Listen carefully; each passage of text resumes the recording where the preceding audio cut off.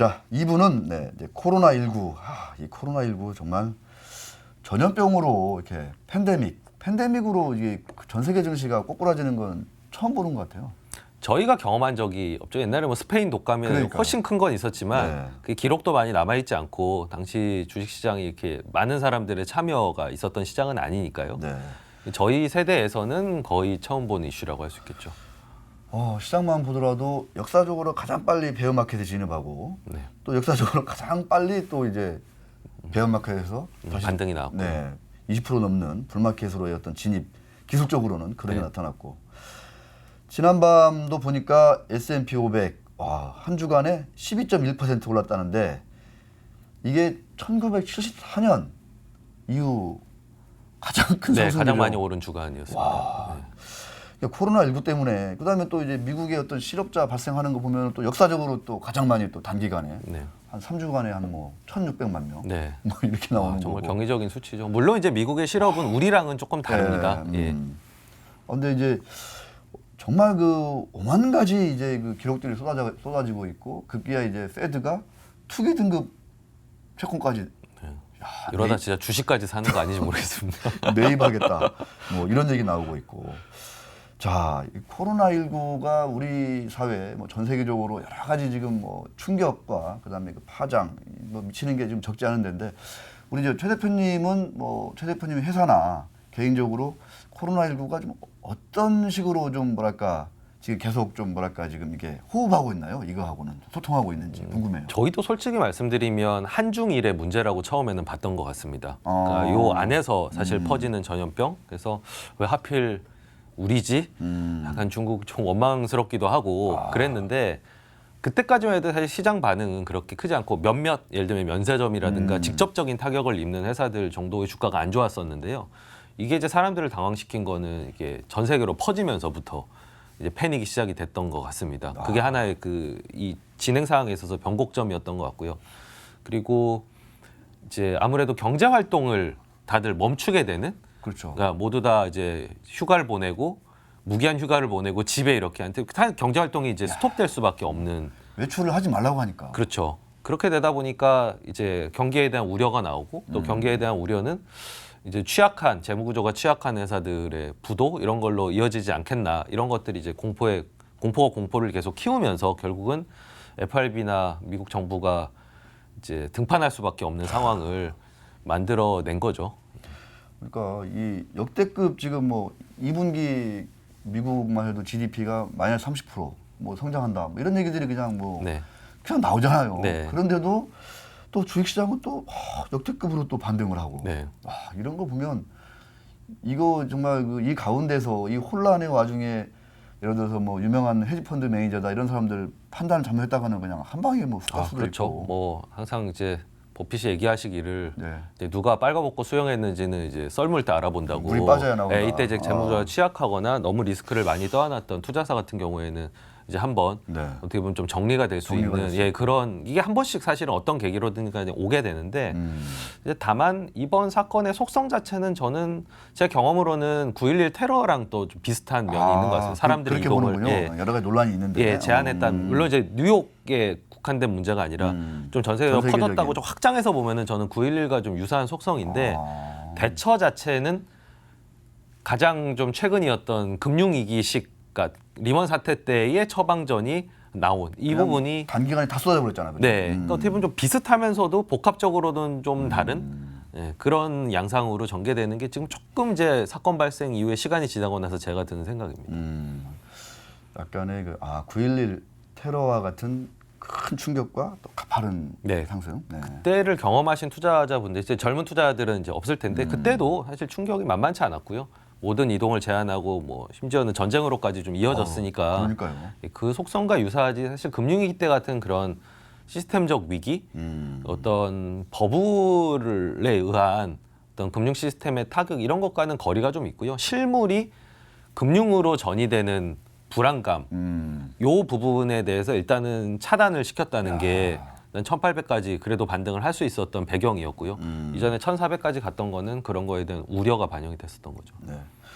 그 이제 빅2 우리가 이제 미국, 중국 얘기하는데 중국에서 시작했지만 지금은 중국은 이제 우한 봉쇄를 이제 해제했고 지금은 이제 미국에서 지금 네, 뭐 거의 지금 정상 생활로 중국은 다 복귀를 그러니까요. 했습니다. 생산도 다 재개가 되고 있고요. 뉴욕주 사망자가 또 지난밤에 또 역대급으로 또 네. 많이 좀 발생했고 미국은 지금 한창 진행 중인 것 같아요. 네. 이번 주, 다음 주 정도 되면은 조금 고점을 찍지 않겠냐 뭐 이런 얘기 나오는데 그것도 지나봐야 아는 것 같고. 근데 어쨌든 중국의 선례를 봤을 때는 왜냐하면 저희 이제 중국 직원들이 있어서 중국 직원들이 먼저 이제 락다운을 당하고 네. 행동에 제한이 걸리고 이런 것들을 제가 계속 걱정이 되니까 계속 보고를 받으면서 이제 봤는데 어쨌든 전체적으로 조치를 강하게 하고 빨리 회복하는 게 낫지 애매하게 경제 활동을 하면서 퍼지는 것보다는 저는 그래도 전자의 방식이 낫다고 생각을 하거든요. 네. 이게 중국이 또 그거를 보여주고 있는 것 같고요. 그래서 조치는 적절하지만 타격이 있는 거죠. 그에 따른. 중국 직원들은 지금은 좀 약간 거의 정상적으로 다 어. 복귀를 했고 이미 한 지지난주에 중국은 거의 정상 활동으로 출퇴근 다 대부분 이렇게 하고 있고. 복귀를 했고 생산도 그 대부분 재개가 되고 있다라는 보고를 제가 받아서 네. 결국은 시기의 문제지만 이런 양상으로 거의 대부분은 또 가게 되지 않을까. 다만 이제 그 사이에 미치는 경기의 타격은 그럼 어쩔 수가 없어요. 저 탐방을 가보면 요즘 다들 하는 얘기가 코로나 때문에 뭐 1분기에 이 정도 타격이 있었고 2분기에는 이 정도 타격이 있을 걸로 예상이 된다로 시작을 할 정도로 거의 예외 없이 다들 영향을 받고 있는 상태거든요. 1분기, 2분기, 심지어 네. 3분기까지는 이제 어느 정도 이제 네, 어느 정도 장사를 영향권에. 망친 데들이 이제 나오기 시작해서 이게 사실 지금 지수 때는 올라도 설명할 수 있고 떨어져도 설명할 수 있는 상황이거든요. 네. 그러니까 오르면 아니면 장사 망친 거 이미 다 아는데 아는데. 가 되면 이제 오르는 거고요. 이제 장사 망친 걸 눈으로 확인해서 좀 더 걱정된다라고 하면은 빠질 수도 있는 거고요. 생각보다 많이 망가졌네. 네. 이렇게 해서. 그러니까 지금은 시스템적 위기보다는 이제 좀 더 옥석 가리기, 누가 타격을 덜 받았고 더 받았고, 누가 타격을 주가에 더 많이 반영했고 덜 반영했고 이런 걸로 좀 가리고 있어서 저는 1분기 실적 발표와 함께 2, 3분기 전망을 회사에 얘기해주는 그 시점 정도가 아마 이 변곡점이 되지 않을까 싶고 2천을 바로 가기에는 뭐 여전히 그러기에는 좀 불안한 핑계거리들이 있죠. 여전히 많이 남아 있는 건 사실입니다. 왜냐하면 이제 우리가 흔히 얘기하는 펀더멘털이 지금 망가진 게 좀 뻔하거든 지금. 그렇죠. 근데 얼마나 망가졌을지 이게 이제 4월, 5월 지나면 이제 나올 네. 테니까. 근데 주식시장은 뭐 항상 빠르게 움직이는 거니까요. 맞습니다. 이게 다 확인하고 뭐 방향을 결정한다는 아닐 거고요. 이미 사실 그 방향성 찾기는 시작됐다. 하지만 이제 좀 더 급하게 오르기에는 기업 실적이 받쳐주기에는 단기적으로는 좀 그렇죠. 어렵다. 어렵다. 예, 네. 그거는 우리가 어쩔 그거 수가 다 아는 없습니다. 거잖아요. 그죠? 예. 뭐 그게 당연히 어렵죠. 그게 뭐 실적이 여기서 뭐 확 늘 수가 있는 상황이 아니니까. 그렇죠. 네. 예. 그 코로나19 이후 이제 지나고 나서 이게 이제 좀 잡히고 지나고 나서 나라별로, 지역별로, 시장별로 어떤 그 나라 저는 이제 개인적으로 중국이 먼저 이제 약간 정상화된 만큼 네. 이게 미국, 중국 비교해 보면 중국이 좀 더 좀 유리한 고지를 점하지 않냐. 네. 뭐 이런 생각이 좀 약간 들거든요. 어떻게 좀 보세요 그런 건? 저처럼 이제 개별 종목을 보는 입장에서는 시기적으로는 중국이 빨리 회복을 할 거는 사실이고요. 그리고 중국도 엄밀히 따지고 보면은 본토 주식이 있고 홍콩 주식이 있는데 홍콩 주식은 우리나라하고 좀 비슷한 양상이었습니다. 계속 좀 지지부진했고요. 네, 맞아요. 싼 종목이 좀 많다라고 얘기할 수 있는 시장이었는데 거기서 한 단계 더 빠진 거니까 이제 저평가의 정도와 그리고 회복되는 걸 감안하면 저는 사실 홍콩 주식들이 지금은 가치 투자적 입장에서는 투자하기에 좀 괜찮은 시기인 것 같은 느낌이 있습니다. 홍콩 주식들이. 네. 그렇군요. 왜냐면 홍콩은 그 전에 지금 다들 잊으셨겠지만 뭐 금방 시위도 있었고 네. 그다음에 두드려 맞을 만한 이유들이 있었거든요. 그렇죠. 근데 그거에 이게 더해졌으니까 전반적으로 저평가 정도는 뭐 우리나라 거의 못지않은 특히 중소형주로 가면 우리나라 못지않은 수준의 저평가가 보이고요. A주는 사실 타격이 그닥 많이 없었습니다. 네. 예. 그러니까 거기서 사실 싸다 비싸다로 기회를 찾기에는 A주는 다소 애매한 상황인 것 같아요. 그 우리나라도 이제 대처를 되게 잘했다. 그렇죠? 사실 그래서 이제 현대차만 해도 되게 웃기는 게 이제 미국으로 팔리는 그 차들은 지금 이제 가동이 여의치가 네, 않아. 딜러십들이 다 지금 문을 닫고 있는 근데 이제 상황이에요. 뭐 내수 시장은 워낙 잘 돌아가니까 네. 그 인기 차종 새로운 그 라인업들은 엄청나게 지금 만들어내고 있던데 네. 뭐 야근까지 하면서 특근하면서 이렇게 만들어내고 있던데 그 코로나19 이후 우리 이제 최 대표가 보는 어떤 그 유망한 산업이라든가 네. 유망한 기업이라든가 그런 것들을 좀 이제 좀 정리를 좀 계속 할 거 아니에요. 그런 네. 것들 어떻게 좀 결과가 좀 잠정치라도 좀 나왔어요. 어때요? 일단 저는 좀 저는 예, 역발상 투자자의 약간 삐딱함이 있다는 걸 좀 감안하고 좀 들으셔야 될 것 같은데 많이들 이제 언택트 얘기를 많이 하시는 것 하는데, 같습니다. 예, 물론 이제 이커머스 같은 걸 경험을 못하셨던 분들이 이걸 이제 경험하고 편입이 되는 건 과거에 중국 그 사스 때 네네네. 이제 알리바바가 많이 컸던 것처럼 그럴 그렇죠. 수는 있겠지만은 뭐 화상회의라든지 전반적인 언택트가 확산된다고 보는 건 저는 조금 더 경계하는 입장이고요. 왜냐하면 이게 이커머스 같은 게 언택트라서 좋은 게 아니라 편리하니까 좋은 거거든요. 내가 운전해서 주차하고 짐 실어가지고 그러니까, 오는 그렇죠. 가성비 좋으니까. 예, 그냥 갖다 주니까 편한 걸 경험하니까 좋은 거지. 네. 사실 화상회의가 더 편한 건 아니거든요. 우리가 여전히 인간이기 때문에. 불편하죠. 예, 그래서 저는 언택트는 조금 더 편리함 쪽으로 한정을 해야지. 불편하지만 뭐 바이러스가 무서워서 계속 그렇게 한다라고 하는 아이디어에 대해서는 저는 동의하지는 않고요. 저는 오히려 컨택트를 못해서 다들 지금 답답해 하시잖아요. 그래서 뭐 산에도 가시고 뭐 벚꽃도 보고 싶고 네. 자꾸 이제 조금씩 답답해서 나오시는데 컨택트를 어느 정도 하고 싶은 건 전 인간의 본능이라고 생각을 합니다. 저희도 뭐 카톡으로 얘기를 많이 했지만 이렇게 보니까 그렇게 너무, 보면 좋잖아요. 너무 좋잖아요. 예. 네. 그래서 저는 밀린 컨택트가 어느 정도 쏟아져 나오는 것도 저는 하나의 아이디어로 역발상으로 삼을 수 있다고 생각하는 입장입니다. 그게 이제 소위 말하는 펜트업 디맨드라고 하는데 그게 뭔 말이에요, 그게? 그러니까 밀렸던 수요가 한 번에 이제 터지는 거죠. 네. 예. 그런 쪽도 너무 간과하시면 안 돼요. 왜냐하면 컨택트 쪽이 주가가 이미 많이 빠져 있는 빠져있으니까. 상황이기 때문에 그게 너무 과한 우려가 아니었다라고 생각하면 오히려 주가 복원력이 좋을 수 있거든요. 그래서 저는 두 가지를 균형적으로 봐야 된다고 봅니다. 언택트는 조금 더 정교하게, 언택트는 가격적인 요인과 우려를 반영해서 조금 더 좋아질 면들, 밀린 수요가 나오는 부분들, 이 두 가지를 바벨 전략으로 가져가야 된다고 봅니다. 예. 예를 들어서 이제 여행 관련한 기업들 지금 완전히 정말 거의 뭐 회사가 매출이 없다고 하잖아요. 작은 데들은 뭐 부도가 나는 데도 나고. 있고요. 근데 이제 이게 정상화되면 밀린 그 여행자들이 좀 이렇게 확 늘어나면서 네. 일부 기업들이 이제 살아남은 기업들이 쫙 이제 치고 나갈 그럴 수가 수 있죠. 있는 네. 그런 흐름을 지금 말씀해 주시는 것 같아요. 네, 두 가지 관점을 동시에 장착해야지 동시에 너무 봐라. 한쪽으로만 가서 그렇게 너무 뭐 언택트 종목만 찾으러 다니는 거를 저는 조금 균형을 잡으시라는 의미로 말씀드린 겁니다. 네, 알겠습니다. 자, 그 옛날부터 왜 중국에 대해서 이제 스터디도 많이 하고 그러면서도 이제 뭐 한국 시장이 워낙 싸니까 네. 여기에 이제 계속 이제 좀 집중을 하면서 이제 중국이라는 이웃 나라 여기 어마어마하게 성장 잠재력이 있는 중국에 대해서 제가 알기로는 뭐 운용사 중에서는 가장 먼저 이제 중국 스터디를 좀 본격화한 걸로 오래 알고 했죠. 있는데 예. 좀 중국에 대한 전략 미국은 그렇게 지금 뭐 이렇게 뭐 많이 진출해 있거나 그러진 않잖아요 지금. 네, 저는 뭐 한국, 중국 정도를 그죠? 예, 커버하고 있는 상황이죠. 중국에 대한 어떤 그 전략 어떻게 지금 좀 짜고 있어요? 궁금해요, 저 개인적으로.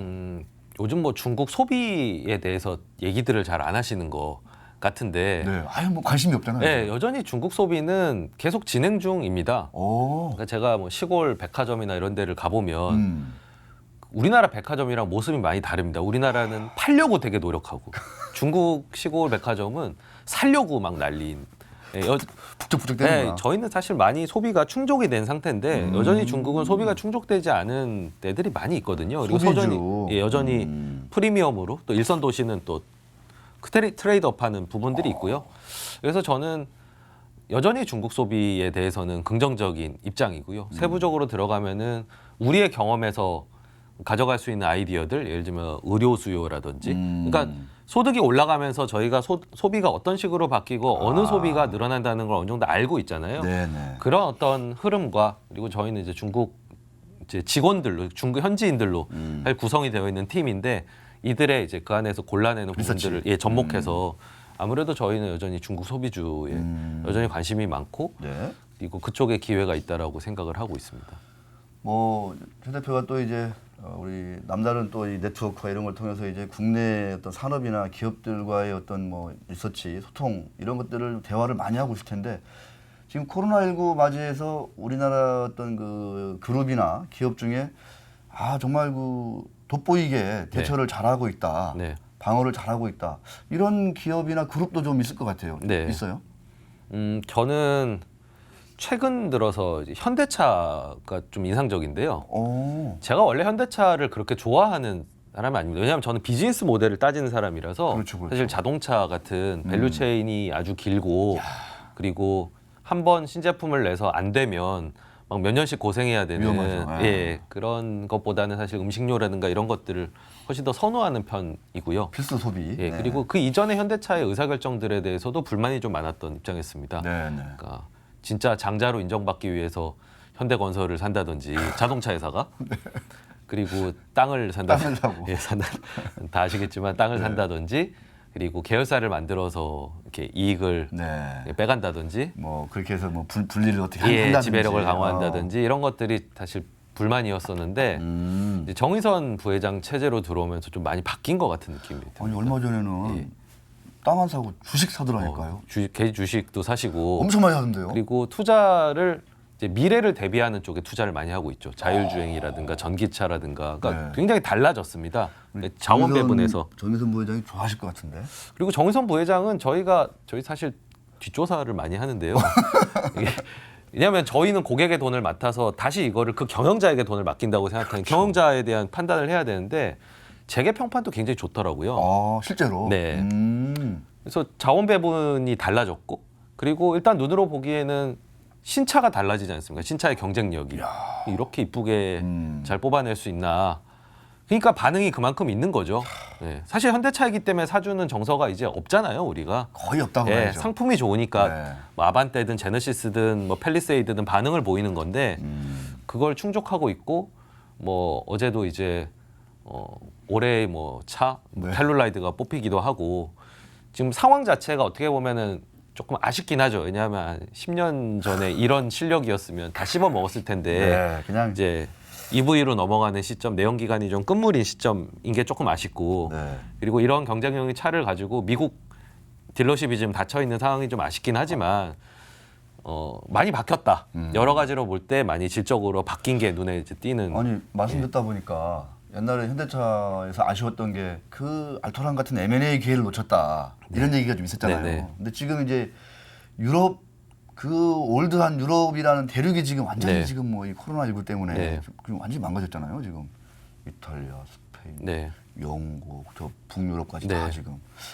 거기 괜찮은 자동차 회사들 기회가 또 주어지지 않을까 싶은데. 근데 회사 입장은 내연기관 브랜드를 사진 않겠다는 그러니까. 거고요. 계속 미래에 투자하겠다는 건데 저는 일단 그 방향에 대해서 지지를 하고요. 그 현대차가 전 세계에서 EV를 5번째로 많이 파는 회사입니다. 이미 앞에 중국 회사랑 테슬라 뭐 이런 거밖에 없거든요. 네. 뭐 르노 정도가 이제 있는 수준이라서 EV, 예. 전기차. 예, 뭐 여기에 가속화를 붙일 수 있는 거를 갖추면 좋겠다 싶고요. 그리고 상대적인 상황들이 좋습니다. 다른 데들은 타격이 오히려 더 심한데 특히 현대차는 재무 구조가 굉장히 우량하거든요. 현금도 많이 가지고 있고요. 그러니까 이제 투자도 하면서 배당도 줄 수 있는 주주 정책도 계속 약속을 해주고 있는 상황이고요. 우선주. 네, 우선주 고배당. 같은 건 뭐 굉장히 배당 수익률이 많이 나오고 있고요. 특히 보통주와 우선주의 괴리는 사실 이 경영권, 경영진의 퀄리티에 따라서 퀄리티가 좋으면 어차피 의결권은 의미가 없는 거죠. 없는 거니까. 경영 알아서 해주세요 하면 사실 보통주, 우선주 괴리가 좁고요. 그러지 않으면 큰 건데 네. 과거에는 큰 게 맞았죠. 근데 저는 좀 좁혀지는 게 맞지 않나 싶을 정도로 이 경영진의 어떤 신뢰도나 경영을 해나가는 변화가 네. 리더십 교체와 함께 많이 이루어지고 있어서 게다가 많이 빠졌잖아요. 엄청 빠졌죠. 예, 엄청 빠지고 원래도 프리미엄이 있는 주식이 아니었기 때문에 저는 구경제에서도 어쨌든 잘하면 저희가 주목해서 봐줘야 한다. 예, 많이 바뀌었습니다. 그 현대차 우선주 같은 경우에 지난번 폭락장에는 뭐 배당 수익률이 거의 두 자리. 10% 넘게 나왔어요. 그때 제가 이제 이거 하면서 유튜브 하면서 딱 보니까 현대차 PBR이 0.3 깨지면 이거는 그냥 묻지 마. 그냥 들어가야 되는 거 아니냐. 막 이런 얘기 하고 그랬거든요. 심지어는 현대차는 뭐 부채가 많은데 PBR이 낮고 저는 그건 의미를 크게 두지 않는데 순연금 회사거든요. 그러니까요. 전 세계 자동차 회사 중에서 가장 재무적으로 건강한 회사 중에 하나입니다. 네. 그때는 정말 모든 주식이 말이 안 됐지만 현대차는 이제 빠진 데 더 빠졌으니까 이제 말이 안 되는 배당 수익률과 각종 지표들이 나오게 된 거죠. 오랫동안 질리는 상태에서 더 그냥 폭삭 네. 했으니까 얼마나 네. 참 매력적이었냐. 아 정말 우리 최 대표 얘기 들어보면 매일매일 만나야 될 것 같아. 그래야지 이런 기회도 저도 잡죠. 근데 매일매일 만나면 똑같은 얘기를 할 거기 때문에 가끔 만나는 게 좋을 겁니다. 알겠습니다. 왜냐하면 저희가 뭐 한 번 사면은 또 한참, 왜냐면 현대차는 오래 저희가 가니까. 포지션이 아. 제가 많이 없다가 이제 음. 1400대부터 해서 포지션을 좀 많이 쌓은 거였기 때문에 그랬구나. 예. 예. 그러니까 그 전에 변화들을 느끼고 있다가 이제 가격이 오니까 네. 이제 의사결정을 한 거죠. 안전마진도 튼튼하고. 야, 근데 다행히 그 이후에 내는 차들이 뭐 거의 제품력이 거의 절정에 이른 수준인 뭐 것 같아요. 벤츠급인 것 같아. 예. 차 디자인 같은 거 보면 정말 그죠? 놀랍습니다. 그리고 가성비도 굉장히 뛰어나고요. 아반떼 이런 거 보면은 참 회사가 많이 달라졌고 그게 따지고 보면 사실 리더십에 저는 있다고 봅니다. 하다못해 디자인도 옛날에는 이제 회장님께서 관여를 어느 정도 하셔가지고 네. 막판에 막 뒤집히고 이랬는데 어. 지금은 이제 외부 인사 심지어는 외국인들까지 그쵸. 영입을 해서 그 사람들을 잘 활용하고 있는 거는 결국 리더십의 어떤 문제라고 볼 수 있겠죠. 돌고 돌아서 코로나19로 찾은 최준철 대표의 그 반가운 손님이라고 해야 되나 기회는 현대차 그룹이었군요. 네, 가격이 너무 매력적이었던 것 같습니다. 알겠습니다. 어제 오늘 현대차 주가가 뭐 엄청 오르고 아까 제가 이제 들으면서 보니까 이제 포스코 주식도 웬일이야. 네. 그 못난이 포스코가 야 6% 오르는 거 보고 내가 네. 야, 여기도 정말 빠졌구나. 이런 생각이 약간 순환매가 여전히 좀 돌고 있는 상태죠. 네. 예. 대표 기업들, 네. 우량한 그 우리나라를 대표하는 예. 어떤 국영제 기업들 예. 거의 뭐 10년 동안 빠졌잖아요, 사실. 예. 네. 이게 빠질 때는 다 같이 빠지는데 오를 때는 조금 순환매가 돌면서 다시 이제 갭을 메우거든요. 그러니까 뭐, 그 과정이 여전히 진행 중인 것 같습니다. 포스코도 배당도 많이 주고 그죠? 네. 알겠습니다. 아 참 재밌네요. 그러니까 이렇게 이제 시장 얘기하다 보면 이렇게 세상 얘기를 자연스럽게 또 우리가 이렇게 같이 접목이 되는 거라서 네. 참 많이 배우기도 하고 네, 좋은 것 같습니다. 자, 코로나19로 달라진 세상, 시장 이야기 2부 여기까지 하도록 하겠습니다.